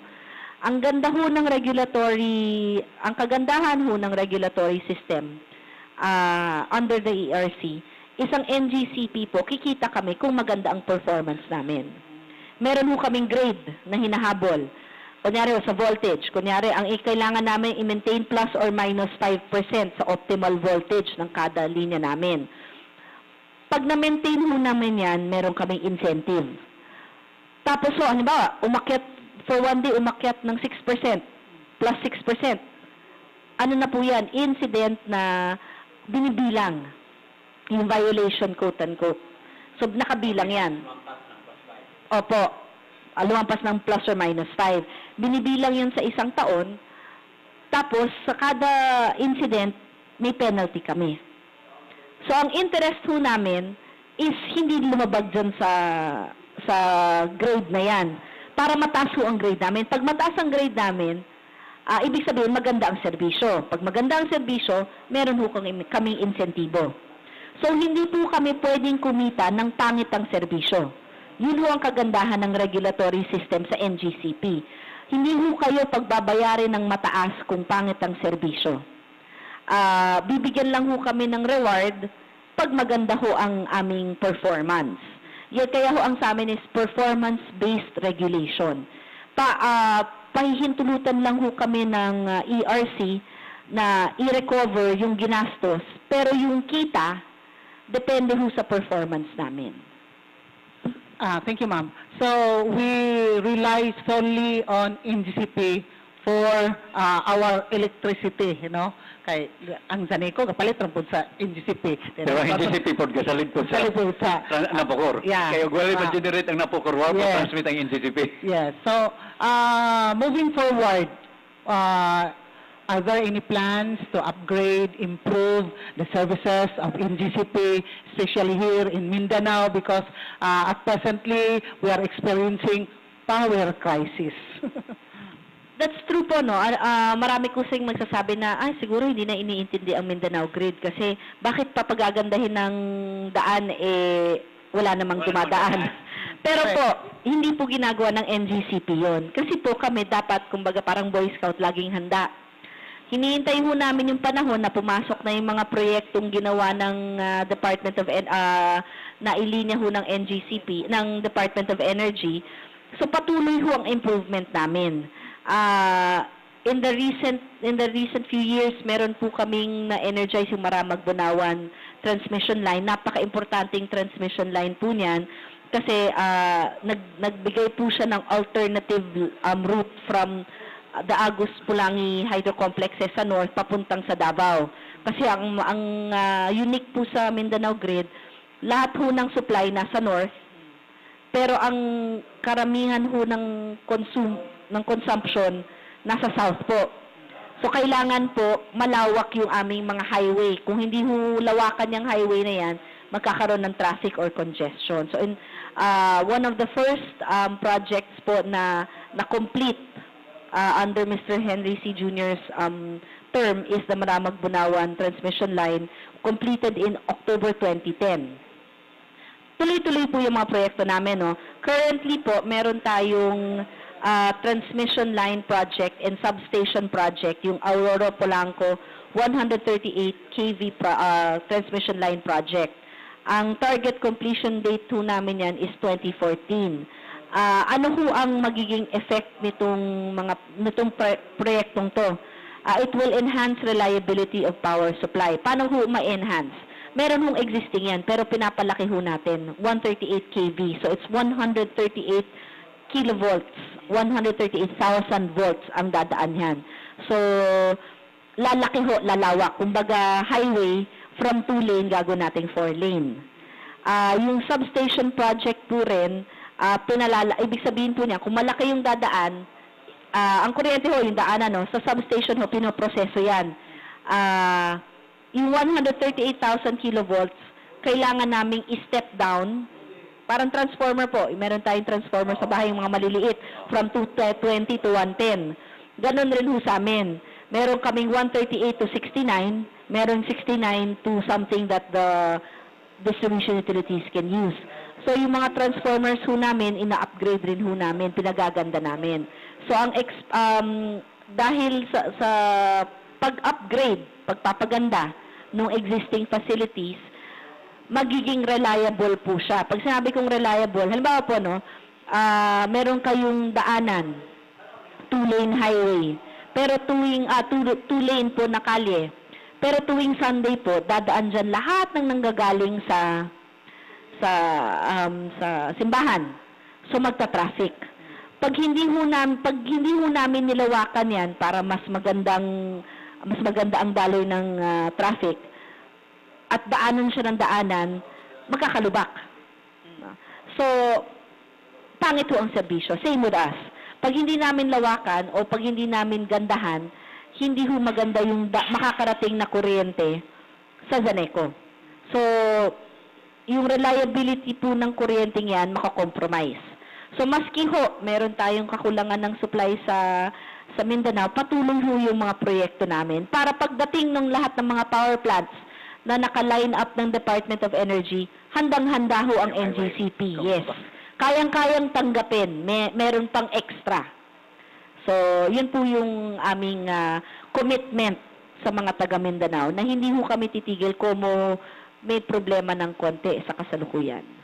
Okay, thank you so much, ma'am. We have little time left because you will leave for Manila. You will go to the airport from here. Siguro 2 questions lang, ma'am. And I would like, again, to reiterate the apprehensions by our concerned politicians, officials, and even the ordinary people. Talaga bang itong blackout hanggang saan, and especially daw ngayong elections, wala ba talagang blackout na mangyayari? Yun lang ang talagang gusto ng mga politicians ngayon na marinig. Mahirap po kasing i-guarantee na wala. Like anything, unforeseen events po, no? Pero sa ilalim ho ng leadership ni Secretary Petilla, our Department of Energy Secretary, talaga kung naghahanap siya ng kung ano-anong paraan para mailabas ho ang lahat ng kuryenteng nasa loob ng Mindanao Grid, yung mga untapped resources. Talagang pinag-aaralan niya. Madalas ho nakikipagpulungan kami sa kanya. Hindi lang ho NGCP ang present, kasama ho ang NAPOCOR, kasama ho ang PSAM, kasama ho ang PEMC, lahat na ho ng mga acronym na hindi natin kadalasan naiintindihan, pati ho yung mga private power producers, nandoon ho, present. Ang concern ho talaga, of course, buong Pilipinas concern, especially lang po, special concern ng Mindanao dahil hindi pa po eleksyon, may problema na. So kailangan ho nating extra effort, kumbaga, para siguraduhin na as much as possible, at least on election day, ideally 1 week before, 1 week after po, maganda kung magagawa natin ng paraan. Pero sa at least po sa election day, walang brown out. Like I said po kanina, no? Yeah. Ang NGCP po kinocommit namin. Yung kaya naming control, hindi po namin, wala pong magiging blackout o power interruption na within the control of NGCP. Yung unforeseen events na kaya naming ayusin, kaming NGCP, kaya naming ayusin by ourselves, gagawan ho namin ng paraan. We are preparing. Kaka-drill lang ho namin last week, no? Kasi parati ho kami nagkakaroon ng blackout drill. Napaaga ng konti in preparation for the elections. Ano ho yung ginawa namin sa drill? Nag-simulate kami ng sitwasyon na magkakaroon ng malawakang brownout. Paano ba namin i-handle? Sino ang mga taong tatawagin namin? Paano ang information flow? Saan manggagaling ang mga tao na mga linemen? Saan manggagaling ang equipment for repair? So yan, pinapractice ba ho namin, no? Kakatapos lang ho namin yan last week. So yun po ang commitment ng NGCP. At siguro po, hindi ako mahihiyang humingi ng dasal from all religions, from everyone. We all pray. Kami ho sa Corco, malakas ho kami magdasal. Pag wala ho kami sa media limelight, ibig sabihin, okay ang sitwasyon. Okay. Pero pag madalas ho akong lumalabas, ibig sabihin nun may problema. Kaya sa totoo lang, ayaw ko hong matawag for media appearance kasi ibig sabihin ho nun, walang problema. Pag tinatawag na ho ako, ibig sabihin may problema. So malakas ho ako magdasal. At ang staff ko ho, malakas magdasal. Si Ms. Beth, malakas magdasal kami lahat. Kasi po, if NGCP is okay, okay rin ang mga tao. Isa na lang. Yeah. As this early attorney, planchado na ba ang ugnayan natin sa EP at sa PNP para sa mga pasaway na posibleng gagawa ng milagro before the election day? Yes po. We are in constant coordination and communication with our AFP and our PNP, especially in this area, para po talaga we really maintain that relationship kasi kailangan natin po ang tulong ng ating mga sundalo at mga ating mga pulis. So, yes po, talagang hindi ho namin kakaligtaang makipag-ugnayan sa kanila. Okay, thank you so much, no? From Bitchay, meron kang announcement dyan? Betcha talaga. AKA, also known as I'm Beth. No. For the listeners, if you, ano na tayo ngayon techno-savvy, technology-savvy. So, please, if you have some queries, if you have some questions, you may follow us at Twitter. Sa Twitter account ng NGCP, we have at NGCP_alert, or you may like us at Facebook, www.facebook.com/1NGCP, or you may open our website at www.ngcp.ph for further details and more information kung naamoy gustong may balance, especially ang among mga announcements on power interruptions, scheduled power interruptions, ni adiri makita. And we'd like also to take this opportunity to announce the scheduled power interruption tomorrow between 12 noon to 1 o'clock. Although gi-announce na ni sa mga media partners nato diri sa Dipolog, especially diri ni Sir Paul, ni Ma'am Edes, sa RMN, nilang Sir Richard, ug uban pang mga media partners tamo diri sa Dipolog. So, mauto siya ang schedule tomorrow sa walay kuryente diri sa Dipolog, Dapitan, and some municipalities of Zamboanga del Norte. Ma'am Mary, thank you so much for inviting NGCP. Sir Alphonse, thank you for being here and joining us diri sa amo ang pag-anhi ni Attorney Cynthia Alabanza. Yeah, go ahead, ma'am. We were just talking about how technology plays a big part in information dissemination ngayon, no? Halos lahat ho may cellphone, halos lahat may Twitter, halos lahat nasa Facebook. Ang NGCP po ay nasa Twitter at Facebook rin. Doon sa mga interesadong makakuha ng mga announcements ho namin for scheduled power interruptions, at minsan pag nakakahabol ho yung mga updates sa mga unscheduled power interruptions, you can follow po ang NGCP account, which is at NGCP_alert. Or kung kayo naman po mas Facebook, pwede niyo rin po kaming i-like at www.facebook.com/1NGCP. At doon sa mahilig naman pong magbasa ng mahabang dokumento, lahat ho ng aming announcement, technical announcement po, tsaka ang mga press release po namin, nakapost sa website po namin, www.ngcp.ph. Okay, thank you so much, Ma'am Cynthia. Time is running out para sa kapihan sa Dipolog. We'll just, parting words, Beth, from you and then Attorney Cynthia, any announcement, pera lang yung naghahanap ka ng text, texter. Okay.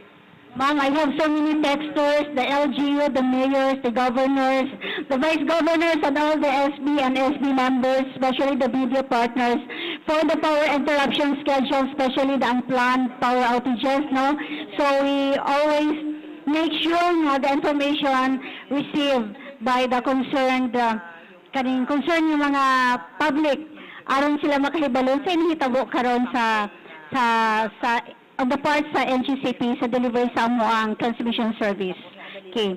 And because NGCP cares about your safety, as mentioned earlier by Attorney Cynthia Alabanza, we appeal sa mga listeners and especially the landowners diri sa Zamboanga del Norte and Zamboanga del Sur to help us safeguard the power facilities of NGCP. Although we are concessionaire, we are private corporation, yet all these assets, the power facilities still belong to the government. So as responsible citizens of the Philippines, as responsible Filipinos, I think and I believe it is also our responsibility to take care of these power facilities because para gihapon ni sa atong kaayuhan.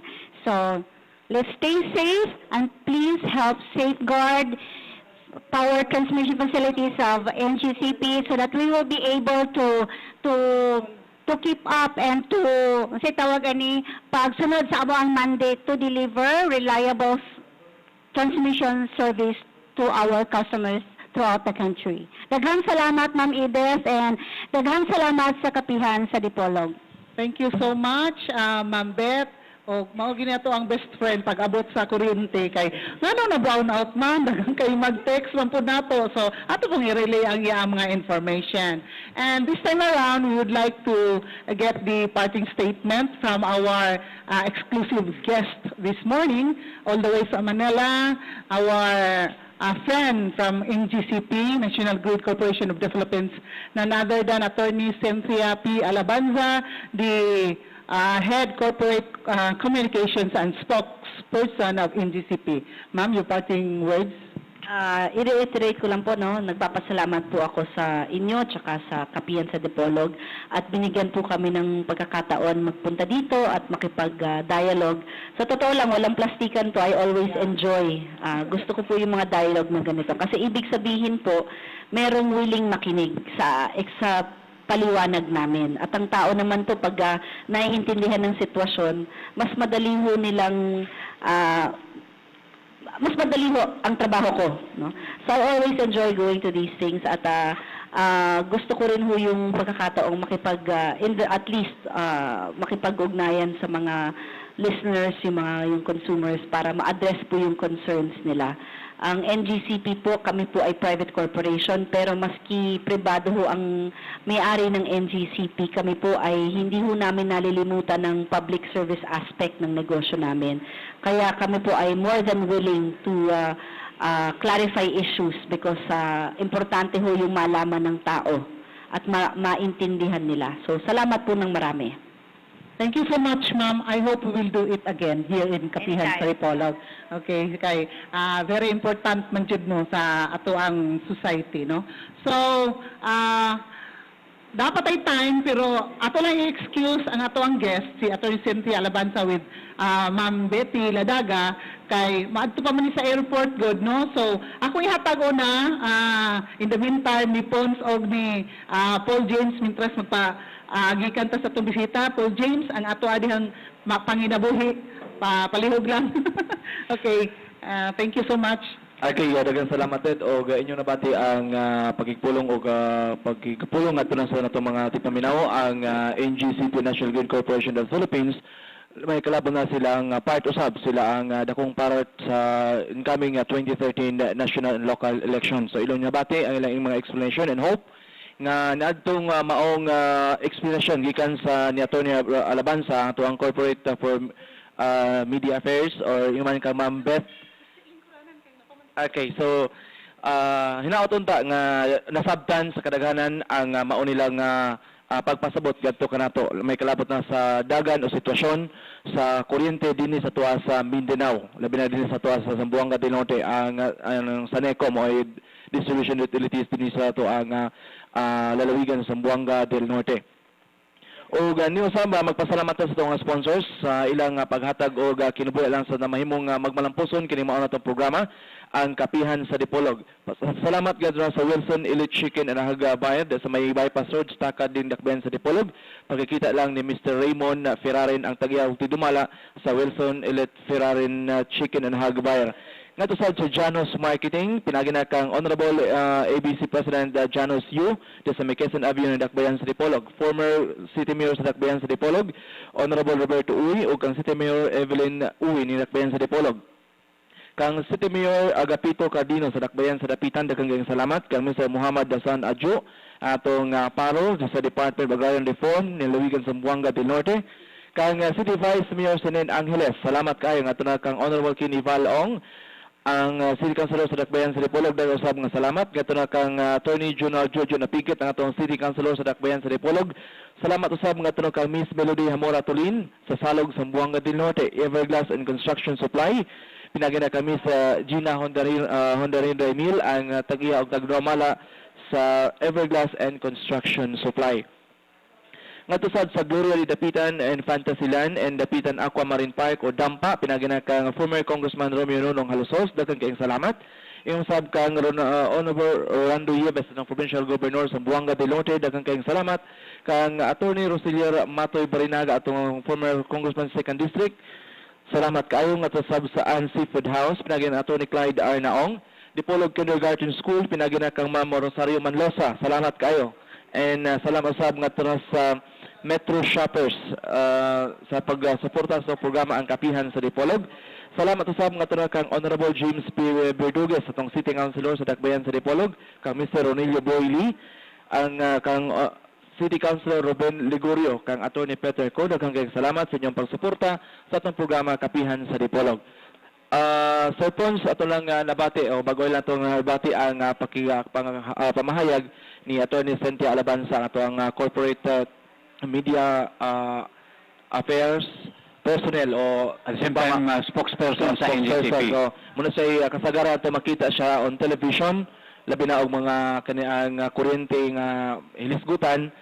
So siya ang karon na katod ng nabati o nga tunay kauban live dire sa programa Ang Kapihan sa Dipolog din supposedly tamantag 12 mga tos tamang hinabi o taman 11 pero gumikan ka nag-apas siya sa flight kay ang iyang gyari din niya mo lang atong pag-join sa atong programa Ang Kapihan sa Dipolog. Mapasalamaton ta para pod mabati ang ilang side, mabati po nila ang o mapasabot pod ngadto sa atong tanang mga consumers sa ato ang mga elektrisidad din sa lalawigan sa Buanga del Norte kung unsa ang nagunang mga hinungdan sa mga problema o dili kay pasangilan ang grid corporation, pasangilan ang distribution utilities, iyang napasabot kung asa ang dunay mga limitasyon ang mga DIOs, dunay pa limitasyon ang grids kung asa lang taman kutob ang ilang kanang makontrol. So lahi ang generation, lahi ang grid, lahi sad ang distribution utilities. Response? At least ang pag-ari karon ni Attorney Cynthia Alabanza, at least nagpatinaw sa papel sa NGCP. Kay ang NGCP, gumikan sa atong pamaagi sa pinilay nga automated na, murag na hatagan og pagduda nga dunay mahimong papel sa unsa may mahimong linugdangan sa pinilay. Busag ipatinaw mismo sa tigpamaba sa NGCP nga walay halo nga politika ang ilang serbisyo, kay sila kitang tanan ay may apektado kung mawad ang tag-kuryente dili man kay sila ra mawad ang paslag income kita mag-ando sa gipatinaw gayud niya mismo karong buntaga ang papel sa NGCP as far as transmission of power is concerned. Thank you so much, Pons. Nakagika na ato ang bisita atong gihatod sa gawas, no? Si Mamutya. And then nickname Mutya ba ang nickname? Si Attorney Cynthia P. Alabanza, no? Otherwise known as Mamutya. Okay. O nagpasalamat jud kitag dako kay kanira man kung kapihan sa Dipolog ang gitulo gud niya pag-ari karong buntaga. Daghan man siya mga commitments and appointments pero giuna gid niya ingon siya nako ang kapihan sa Dipolog kay she wants to make sure nga ma-reach out sa NGCP ang ilang sa ilang role nga to sa mga katawhan kay labi na karon hot kayo ang issue sa politics, no? Kay hapit na gud ang election. So mula ginang magpasangilan ang NGCP nga tuyoon pag brownout kay mind conditioning kay para kuno nigabot sa election kinsa kay makadaog ana daghan ba basta daghan mga political nga mga quote unquote nga mga issues nga nag-allege sa participation sa NGCP. So mao na nga atog yung gituyo pagdala sa kanginan ang NGCP mismo si Attorney Cynthia Alabanza kay mao man ato sige makita sa TV. Siya ra man gyud ang spokesperson sa NGCP. Wala man gilain nga makaistorya bahin sa NGCP. So nagpasalamat kita nga na hiabot gyud diri sa atong dakbayan sa Dipolog ug diri gyud sa atong kapihan sa Dipolog Pons. Yes, Pons. Actually, ang ipakaro lang yung commitment sa NGCP, barring any unforeseen events, nga wala tay masinatian nga brownout. Kay iyan naman nga rin sang ipasabot ang ilang hugtanong koordinasyon uban sa Armadong Kusog o sa atong Philippine National Police, aron kundi gud malikayan nga naapag yoy muhimo lag murag muiksina, himog iksina ang panahon sa pinilay para hatagan og laing kurugan ang mahimong resulta sa pinilay. Iyang giklaro nga ang atong Armadong Kusog ag ang PNP yung man ang tabang sa publiko dako kay himong papel aron mutalag hassle-free ang atong maabot nga piniliay. Okay, Pons. Atong ibalo nga, atong mangudang na top ang National Grid Corporation of the Philippines, Paul James, way back in 2009, nga ang CEO sa NGCP, sa NGCP President and CEO during that time was Dr. Walter W. Brown. Nga mo inahimo na itong guest speaker sa itong induction sa Zamboanga del Norte Press Club last April 25, 2009. No? Second 2009, third term nako, no? So, mao na nga atong natap ang NGCP na sponsor nato sa itong journalism seminars sa Press Club. Until now, nag-maintain ta og rapport, steady, stable relationship, strong relationship sa NGCP. O pinaagi po sa itong kapihan sa Dipolog, ato pong nadala gyud sa kanginan ang National Grid Corporation of the Philippines. Dayon, kanunay mo na silang nag-text, so, kini ato public affairs program muna atong yung daluon sa kahanginan ang mga tawo nga maoy dunay dakong kalambigitan sa pagpadagan, sa pag-improve, sa pag-progress sa ato ang dapit. Kay kitang tanan man pod ang makaani sa kaayuhan niini, di ba? Kay Tons og wala gani pod ang PIA. Salamat po kayo nimo. Dili pod ma-reach out nato ang og sila pa og si Konsehal Ruben Ligorio para og si Boyle kinauyukan ng mga katawan sa katilingban, no? So salamat po kayo nga ang Philippine Information Agency gani sa wala pa ka mahimong manager ambot asa nang hamburger karon, wala pa ka naka price mark namo, kanang utangan pa ka namo sa imong lingkuranan karon. So katong pa si Franklin, atong close friend nga si Franklin Gumapon nga mo'y Assistant Regional Director na karon sa PIA nga base dito sa Pagadian. Ato ng kanunay nato na partner na nang naa sa ato ang kapihan sa Dipolog, no? Ang ingon man agabi nagkita mini guess who?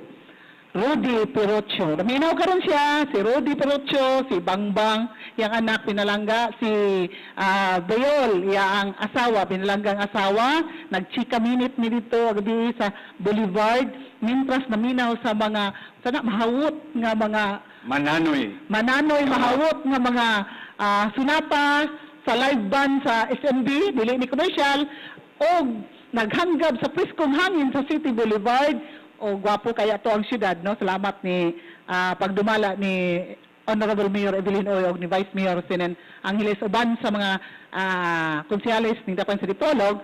Dami kayo atong lugar. So dito nagkakaitawo o dito ginakita ni Rudy Perocho. Sa bulan pa ginadet kay pagsalabok kuan ko. Yeah, pagsalabok bitaw ron festival, no? Bulan gid So we have 10 minutes ni sinya si Tax, busa Tax. Amo lang ipadayon ni among ko kabildo karon kay napamantay 10 minutos. Di ba gud ta maka-invite sa ato ang laing guest kay mabitin man gud. So muna nga ato pong gikuan lang gitagaan og exclusive interview ang taga NGCP kay lalim dia pud mo nang gikan pagkag Manila ikaw ray anhaon day tapos dili mo tabangon tagaan mo 30 minutos wala hinanda correct din mahal pa jud kayo no din kagwapa ba kay ato din abogada pa jud din migani kay gilingita si Tax god no na dumbstruck na starstruck si Tax nalalimang ka no pastilan Tax o katungtuan mo dili pa lang kuno attorney o binatumoy dalaga Pons, o nitaw pa kakaroon Pons, perti man gindi mo pangharana ato, mo to'y dalaga sa ilo tabangan. Akong mata wala limbongi. O duda man ko nga, hagbay na to nimong gitagaan, o agi pangayuhan, o cellphone number, o calling card. Kaya makig-text me, nandiyo ka. Pero akong ibutan sa akong cellphone, laki ngalan para di mailhan. Aha, muna na yung announcement, alang sa asawa ni Tons, tanawa yang cellphone numbers, kanang daghan kay mga ngalan yung mga lalaki, posible na nga daghan siyang uyab diha nga babae. Examine ang mga mga text niya. Kay ay ko Ay, or else, o tinuod nga nga mga laki dyo, dili bayin ng uban ana, sa to pa, duha ang imong pagbati. Pero ato lang balikan ang atong ang pinaka dakong beneficiaryo aning nga ang atong programa kanang buntaga kaning kasayuran bahin sa NGCP. Katog yung atong mga igsuunan nga nanimuyo sa hilit nga dapit. Okay lang din sa ato kay dali raman dagan man nang means of information nga makuhaan. Pero ang atong mga igsuunan sa baryo nga kasadig yung transistor nga gani itangkil pas daro sa hay para makapaminaw lang Oy, pero ka, ang nagdaro karon na ay cellphone, social na ba yan? Headset na. Unang ang At itong mga mangingisda tunga sa lawod, gatiks na, high pitch na taron. At least katong ipamahayag nito ni Alabanza kanina, dako tog impact dito sa itong magkaigsunan diha sa baryo nga nagsalig lang in taon sa radyo nga magkakuha og informasyon. Wa man sila makita sa TV. Pero katong kanina, at least ilang gipatinaw kung unsa may mga misinformation ka nga makaabot sa inyong dapit. May kalabutan sa mahimong palong-palong sa bako, dili gid na iya sa NGCP. Doon ay daing mga rason. Sumala pa sinapay pasaway o kanang unforeseen events nga posibleng mitabo before or during the election day. So muna sa gipasabot sa NGCP kung asa kutob ang dula ang ila is tama na sila sa pag-distribute o kanang sa grid lamang. So sa grid ilang ipasabot ilang ipaniguro gani nga dis na mawala maniguro nga wala sila schedule nga mga himuntang mga maintenance precautionary maintenance 2 weeks before and after. 1 week before and 1 week after. Okay, nag-text na ko si Miss Emma Bengua Prima. Good morning to you, Emma. How are you? Gwapa gihapon. Text ang good. So ako na lang i-greet on air. So, once you have Manager para. Oy, ugma day birthday man ni manager. Aha! Sakspan ka. Niinit pa na to advance birthday. Oo. Ugma, Sopa, State of the Province Address ni Governor Rolando Yebes, Ogba, alas 2 hapon diha sa Guniang Panlalawigan. Sa Guniang Panlalawigan, no? Dili ay sports complex, dili sa Guniang Panlalawigan. Sa sports complex. Sa sports complex, sa Norte Sports Complex, alas 2 hapon, ug mga adlaw ang State of the Province Address kay humanaman si Mayor Evelyn Oy sa yang State of the City Address pod, no? So, mauna na ang maminaw lang punta o hinapunta nga labi na karong umaabot nga eleksyon. Live ang DXDR. Okay, so paminaw dahil mo sa DXDR, matod pa ni tax na live ang coverage, no? Sa State of the Province Address og mapuhon ni Governor Rolando Yebes. Kay sa gingon ko na daghan kayo mga kinahanglan nga masayuran ang mga katawan labi na karong umaabot nga election. Labi na nga last term na niya isip governor sa itong lalawigan iyabong iladlad sa publiko ibatbat sa publiko kung unsay ang himo makaayuhan nga nahatag sa mga kaigsunan hindi sa lalawigan sulod sa tulo ka termino nga iyang gidumala ang atong probinsya. Constitutional right na niya as public official, governor, mayor, nagina sila State of the Province Address, State of the City Address, o ang Presidente, State of the Nation Address. Kung baga, ulat ng lalawigan. Yeah, report to the people. Kayo ang boss ko, matod pa ni President Benigno Noynoy Aquino III. Diba? Itong gestart na ang election campaign sa local ato ng Kitaganog kahigalunan ang tanang partido. Yes. Both Dipolog, Dapitan o gaban mga munisipalidad nga atong ato sa gipadala mga invitation. Kung doon naman nga wala sila ma-interview, siguro during sa mga schedules wala sila available sa mga time. Gani ato man tong gibahin-bahin na god nga pila ka mga Sundays gumikan kay limitado na lang ang mga days sa gani atong mga kaubanan ng mga panelists ato mas lang gipa-leave gumikan kay atong idagaan og chance ang tanang partido nga usa lang ka partido nga atong gi-invite so both parties nga atong gi-invite. So siguro inyo nang nabati o nahatag sa programa sa Kapihan sa Dipolog pinagiro sa APT Media Services ang justice ngadto sa tanan nga mga lumulupyo o mga haring lungsod kung kinsa inyong pilon sa 2030 national local elections gumikan kay atong nadala dinhi ang matag habig left and right. Iya ba pong i-promote ang APT Media Services? Ilan na nadugog ang baruganan sa matag kandidato nga may kung mudagan karong maabot nga pinili. So hopefully, ang atong mga katawan, more or less, naghiyaan na sila. Kung Nana sila yung set of mind, kinsa ilang butaran, nga no, ilang butaran si Tapulano, si Tapulana, karong maabot ng eleksyon, pinaagi sa itong kapihan sa Dipolo kay Diwe, gigyag nila tanan, ilang ipahibalon sa ilang mga baruganan, may kalabot na sa lain mga butang sa katilingban nga apektado kitang tanan. So, next Sunday, this will be the last Sunday, a day before election, nag-istorya namin ni Attorney Thomas Valera, nanapat pa Napalagay time.